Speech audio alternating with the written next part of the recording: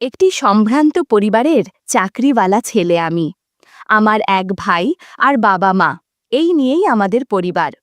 কাজের সূত্রে গ্রাম থেকে শহরে চলে আসতে হয় আমার। আর তারপরেই বাবা মায়ের পছন্দে বিয়ে হয় আমার পল্লবীর সাথে।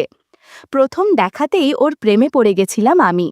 যদিও বিয়েটা আমাদের অ্যারেঞ্জ ম্যারেজেই হয়, তবুও ওকে যেন বেশি ভালোবেসে ফেলেছিলাম বিয়ের কয়েক মাস আগে থেকে। আর পল্লবীও ওর নিজের স্বতঃস্ফূর্ত ভালোবাসা দিয়ে আমাদের দাম্পত্য জীবনকে যেন সুমধুর করে তুলেছিল। আমার চাকরিটা হয়েছিল কলকাতা থেকে একটু দূরে, আর সেখানেই সৌভাগ্যবশত আমার বাবার এক দূর সম্পর্কের দাদার ভিটে বাড়ি ওখানেই ছিল।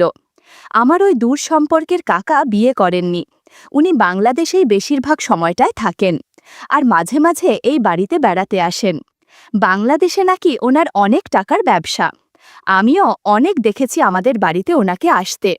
তাই আমি যখন ওইখানে চাকরিটা পেলাম, তখন আমার কাকা নিজে আমাকে ওই বাড়িতে থাকার জন্য আদেশ দিলেন।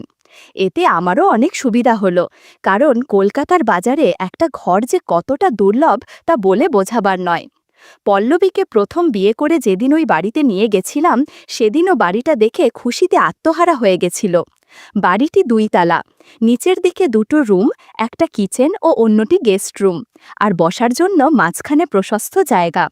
আর দোতলায় 2টি রুম ও বাদিকে সুন্দর খোলার ব্যালকনি, যেখানে প্রতিদিন সকালে আলোয় আলোকিত হয়ে সূর্যকে গিলে নেওয়া যায়।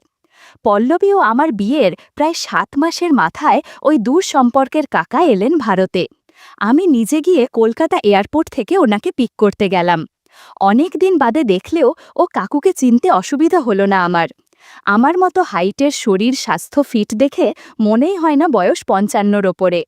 মাথায় কাঁচা পাকা চুল অল্প অল্প আছে, কান দুটো খাড়া খাড়া, আর ঠোঁটের কোণে সবসময় একটা হাসি লেগে থাকে। গায়ের রং একটু চাপা, কিন্তু উনার এই বয়সেও এত এনার্জি যে আমাদের মতো ছেলেদেরকেও হার মানাবে। শুনেছি উনি নাকি একসময়ে বাংলাদেশের আর্মিতে ছিলেন, এবং এখনও তিনি খাওয়া দাওয়া সঠিক সময়ে করেন, তাই এরকম মেনটেন করতে পেরেছেন। নিজের 4 হুইলারে করে কাকাবাবুকে বাড়িতে নিয়ে আসলাম আমি। রাস্তায় নানান কথা বলতে বলতে কাকাবাবু আর আমি প্রায় বন্ধুর মতন হয়ে গেলাম। বাড়িতে এসে গ্যারেজে গাড়িটা রেখে দুর্বার চাপতেই পল্লবী দরজা খুলে দিল। ঘরে ঢুকতেই পল্লবীর মুখটা দেখে উনি অবাক হয়ে গেলেন। আমার বউয়ের একটু বর্ণনা দেই। নিজের বউ বলে বলছি না, এমন পরিপাটি মেয়ে গ্রামে গঞ্জেও যে থাকতে পারে সেটা পল্লবীকে না দেখলে বোঝা উপায় নেই। হাইটে আমার থেকে ছোট হলেও ওর সৌন্দর্য যে কারো নজর কাড়বে। বাড়িতে শাড়ি আর ব্লাউজ পরে থাকে, মাঝে মধ্যে নাইটি পরে। ওকে নিয়ে বাজারে, শপিং মলে, সিনেমা হলে, এমনকি সমুদ্র সৈকতে ঘুরতে গেলে সবাই ওর প্রতি এক ধরনের আকর্ষণ অনুভব করে। যাই হোক, আমার ওই কাকার পল্লবীকে দেখে থমকে যাওয়ার কারণটা আমি ওনার চোখ দেখেই বুঝতে পেরে গেছি। ওনার চোখ তখন সোজা পল্লবীর গোছালো শাড়ির দিকে ছিল। যাই হোক, নিজেকে কোনো মতে সংযত রেখে আমি কাকুকে বললাম, এই যে তোমার বৌমা। পল্লবী তখন নিজেকে একটু গুছিয়ে কাকুর পায়ে প্রণাম দিল এবং হাসতে হাসতে বলল, কেমন আছেন কাকু? আসতে কোনো অসুবিধা হয়নি তো? কাকুর দৃষ্টি তখনও পল্লবীর প্রণাম করার দিকে তাকিয়েছিলেন।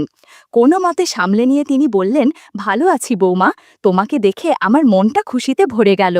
যাক, ছেলেটা তাহলে দেখে শুনে সুন্দরী বৌমা নিয়ে এসেছে। পল্লবী এবার একটু লজ্জা পেয়ে হাসল।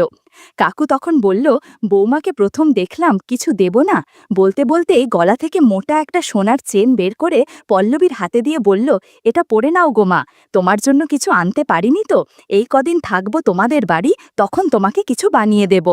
পল্লবী ও আমি দুজনেই দেখলাম কাকুর দেওয়া সোনার চেনটার দাম কিছু না হলেও 80-90 এর নিচে নয়।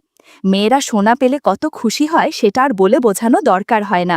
তেমনটাই হলো পল্লবীর সাথেও। খুশি হয়ে কাকুকে বলল, এটা তো আপনারই বাড়ি, আপনি যতদিন ইচ্ছা এখানে থাকবেন, আপনার সেবা করতে পেরে আমরা খুশি হব। কাকু এবার হাসতে হাসতে বলল, এই তো আমার বৌমার মনটা খুব বড়, আমি সত্যিই খুশি হয়েছি। বলতে বলতেই পল্লবীকে আশীর্বাদ করলেন। ওপরের 2টো রুমের একটাতে আমরা থাকি আর একটা খালি থাকে। ওটাকে আজ সকালে পরিষ্কার করে পল্লবী গুছিয়ে গাছিয়ে রেডি করে রেখেছে কাকুর জন্য। ঘরেই কাকুকে নিয়ে সবকিছু গুছিয়ে দিয়ে ব্যাগপত্র তুলে আমি নিচে এলাম। পল্লবী তখনও খুশিতে ডগমগ। নিচে এসে দেখি চেনটাও গলায় পরে নিয়েছে। আমিও খুব খুশি হলাম এটা জেনে যে কাকু ওনার বৌমাকে পছন্দ করেছে। কাল রাতে গ্রামের বাড়িতে বাবা মার সাথে কথা বলতেই ওনারা বলেছিল কাকুকে যদি খুশি করা যায় তবে সেটা আমাদের পক্ষে লাভজনক হবে। এমনিতেই এখন কাকুর আগে পিছে কেউ নেই। কাকুর এত বড় সম্পত্তি, তার ওপর ভারতীয় না কেউ, বলতে শুধুমাত্র আমরা।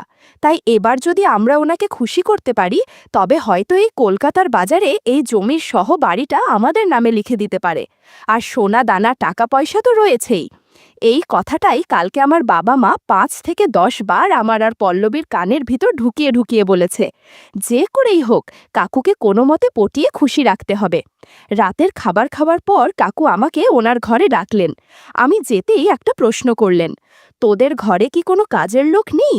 আমি বললাম, না, আমাদের ঘরের কাজ পল্লবী সামলায়, আর এটুকু মাইনেতে এই কলকাতা বাজারে কাজের লোক রাখা অসম্ভব ব্যাপার। কিন্তু তুমি চিন্তা করো না, তোমার বৌমা তোমার খুব খেয়াল রাখবে। কাকু এবার একটু ইতস্তত করতে করতে বললেন, আসলে ব্যাপারটা তাই নয়, আমার রাতে একটু লাল পানি খাবার অভ্যেস আছে। আমি বললাম, তাতে আর সমস্যা কি, আমি কিনে নিয়ে আসবো কাল থেকে। কাকু আবার একটু আমতা আমতা করে বলল, আসলে ব্যাপারটা তাই নয়, ব্যাপারটা হলো আমার বাড়িতে অনেকগুলো চাকরের মধ্যে একজন কাজের মেয়ে আছে, কম বয়সী।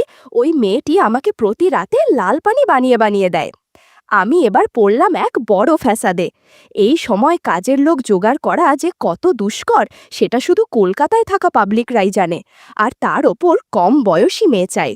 কাকুকে কোনো রকমে বুঝিয়ে আমি যখন ঘর থেকে বের হলাম তখন কাকু আমাকে বলল, আজকে আমি আমার নিয়ে আসা বোতল থেকে লাল পানি নিজে বানিয়ে খাচ্ছি, কিন্তু কাল থেকে আমাকে বানিয়ে দেওয়ার মতো মেয়ে চাই, তুই জোগাড় করে রাখিস ঠিক করে।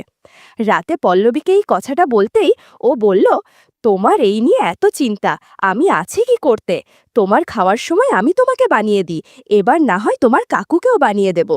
আমি এবার একটু আশ্বস্ত হলাম, কিন্তু মনের মধ্যে একটা খটকা লেগেই রইল। একদিন বাবার মুখে শুনেছিলাম এই কাকু নাকি বাংলাদেশে অনেক মেয়েদের সাথে কাজ করেছে। বন্ধুরা, তোমরা নিশ্চয়ই বুঝতে পেরেছ কিসের কথা বলছি। যাই হোক, নেগেটিভ চিন্তাভাবনা মাথা থেকে সরিয়ে ঘুমিয়ে পড়লাম। পরের দিন অফিস থেকে বাড়ি ফেরার পথে কাকুর জন্য দামি 2 বোতল লাল পানি নিয়ে গেলাম। পল্লবী নাকি কাকুকে আগে থেকেই বলে রেখেছিল যে আজকে রাতে ওনার প্যাক বানিয়ে দেবে। কাকু নাকি খুব খুশি হয় পল্লবীর কথা শুনে। যথারীতি খাওয়ার পর কাকু ওপরে চলে গেলে পল্লবীও লাল পানির বোতল দুটো নিয়ে ওপরে চলে গেল। যাওয়ার আগে বলে দিলাম, এমন কিছু করো না যেন উনি মনে মনে অসন্তুষ্ট হন। পল্লবী কানের কাছে এসে বলল, তোমার বউ এমন কোনো কাজ করবে না যাতে তোমার কাকুর অপছন্দ হয়। পল্লবীর কথাবার্তা ও হাবভাব আজ একটু অচেনা লাগছে আমার। কথায় যেন একটু বেশি রসিকতা ভাব, আর চোখ দুটো যেন কিছু করার আগ্রহ দেখাচ্ছে। ওর পরনের শাড়িটা আজ প্রতিদিনের মতো সুতির হলেও ব্লাউজটা হালকা গোলাপি কালারের পড়েছে। কাকুকে দোতলার ঘরে শোতে দেওয়ার জন্য আমরা নিচের গেস্ট রুমে রয়েছি। প্রায় 10 মিনিট কেটে গেল, কেন জানি না আমার অস্বস্তি হচ্ছিল। অজানা একটা ভয় যেন আমাকে ঘিরে ধরছে বারবার। শুধু মনে হচ্ছে দোতলায় কিছু একটা হচ্ছে যেটা হয়তো হবার নয়। আরও 10 মিনিট দেখলাম, তারপর যেন আর ঠিক থাকতে পারলাম না। আমি সোজা দোতলার ঘরের দিকে রওনা দিলাম। দরজায় না গিয়ে জানালার ভাঙা কাচের ফাঁকে চোখ রেখে যেন হাঁপ ছেড়ে বাঁচলাম আমি। চেয়ারটায় বসে বসে কাকাবাবু লাল পানির গ্লাসটা ধরে মন দিয়ে লাল পানি খাচ্ছেন, আর অন্যদিকে সোফায় বসে আমার বউ অন্য একটি গ্লাসে লাল পানি ঢালছে। একটু পর দেখলাম পল্লবীর কাপড় একটু ও গোছালো হয়ে আছে, আর পল্লবীর দিকে তাকিয়ে আছে। পল্লবীর সেই দিকে কোনো খেয়াল নেই, ও এক মনে গ্লাসে জল মিক্স করছে।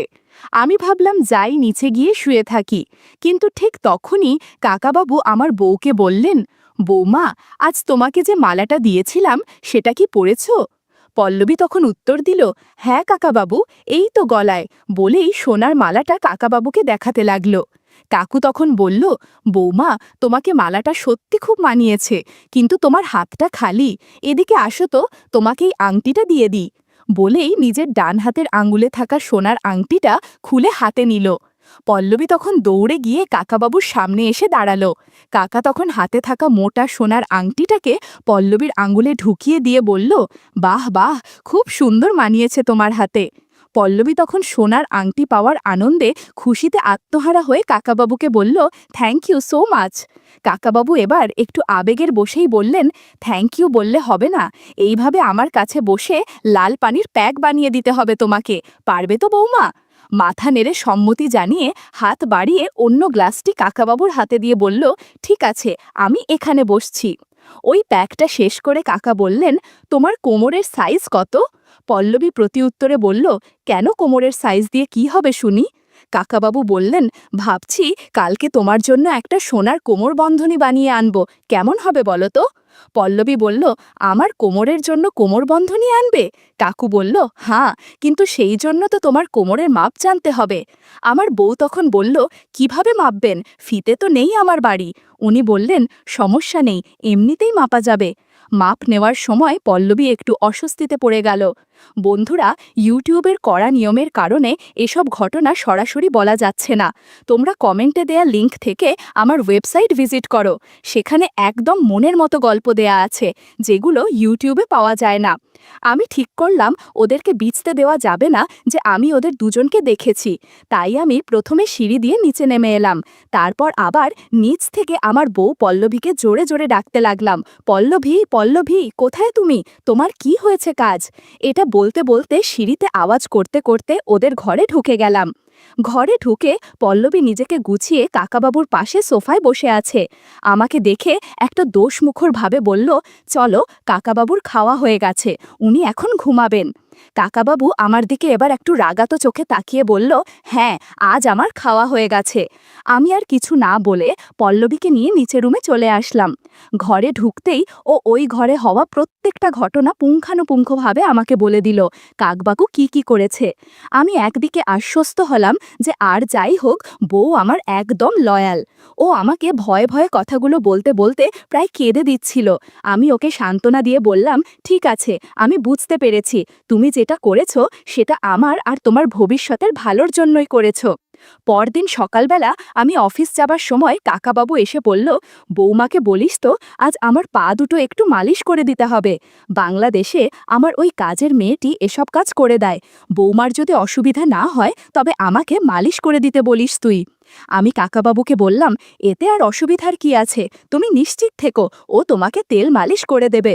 নিজের মন থেকে না চাইতেও আমার এ কথাগুলি বলতে হলো। আমি জানি আজ বাড়িতে আমি নেই, দুপুরবেলায়, আর সেই ফাঁকে আমার বউ পল্লবী যদি উনার ঘরে গিয়ে তেল মালিশ করতে বসে তবে নির্ঘাত আজও কিছু একটা হবে। পল্লবীকে কথা বলতেই ও বুঝতে পারল আজ একা বাড়িতে কাকাবাবু ওকে দিয়ে কাজ করাবে। আমি অফিসে চলে আসার প্রায় ২০ মিনিট পর কাকা ডাক দিল আমার বউকে। পল্লবী বুঝতে পারল মালিশ করার জন্য ডাকছে। পল্লবী আজও একটি সুতির শাড়ি ও হাতাকাটা ব্লাউজ পরেছিল। আমি মনে মনে জানতাম কাকু আজও ওর দিকে তাকিয়ে থাকবে। পল্লবী তখন সেই একই অবস্থায় দোতলায় কাকুর ঘরে গিয়ে দেখল কাকু হেলান দিয়ে বসে আছেন, পাশে আছে একটি বাংলাদেশের আয়ুর্বেদিক তেলের শিশি। কাকু তখন পল্লবীকে বলল, আমি এসে তোমাকে অনেক জ্বালাচ্ছি তাই না? পল্লবী এবার একটু হেসে উত্তর দিল, আরে না না, এটা আবার জ্বালানো হলো নাকি, এটা তো আমার কর্তব্য আপনাকে খুশি রাখার জন্য। কাকাবাবু এবার একটু গম্ভীর হয়ে বলল, কালকে রাতের মতো তুমি তুমি করেই বলো, আপনি ডাক শুনতে ভালো লাগছে না। পল্লবী বলল, ঠিক আছে, তবে তুমি করেই বলছি। এবার পল্লবী কাকাবাবুর পা মালিশ করতে লাগল। এর মাঝে পল্লবীর কাপড় একটু অগোছালো হয়ে গেল। কাকাবাবু বলল, বৌমা, আর তোমাকে মালিশ করতে হবে না, তুমি এবার উঠে আমার কাছে বস। পল্লবী উঠে কাকুর পাশে খাটে বসে পড়ল। কাকু বলল, বৌমা, সত্যি তুমি খুব ভালো মনের মেয়ে, তোমাকে নিজের ভেবে একটা কথা বলবো, রাগ করবে না তো? পল্লবীর বুঝতে পারল পরবর্তী কথাটা কি হতে পারে। পল্লবীর গলা শুকিয়ে গেল, তবুও সেই অবস্থায় বলল, বলুন কাকাবাবু। কাকু বলল, কালকে মাপটা আমি ঠিকমতো নিতে পারিনি, আজ আমি বিকালে বাজারে সোনার দোকানে যাব, তাই আমি মাপটা সঠিকভাবে নিতে চাই, আর আজ দিনের আলোতে সেটা ভালো হবে। পল্লবী কোনো রকম বাধা না দিয়ে বলল, ঠিক আছে কাকু, আপনি মাপ নিন। কাকু তখন বলল, আজ কিন্তু ছেলে বাড়িতে নেই, তাই আজকে মাপ নিতে সমস্যা হবে না। ফাঁকা বাড়িতে দুজন অনেক সময় কাটালো। কাকাবাবুও সোনার চেন বানানোর মাপ নিল। এছাড়া কিছু ঘটনাও ঘটে গেল। বন্ধুরা, ইউটিউবের কড়া নিয়মের কারণে এসব ঘটনা সরাসরি বলা যাচ্ছে না। তোমরা কমেন্টে দেয়া লিংক থেকে আমার ওয়েবসাইট ভিজিট করো। সেখানে একদম মনের মতো গল্প দেয়া আছে, যেগুলো ইউটিউবে পাওয়া যায় না। সময়ের সাথে সাথে আমার বউ আর আমার দূরত্ব বাড়তে থাকে। সোনার অলংকার আর টাকার লোভে আমার বউ প্রায় সময়ই কাকাবাবুকে মালিশ করতে যেত। সব কিছু জানা সত্ত্বেও আমিও কিছু বলতাম না।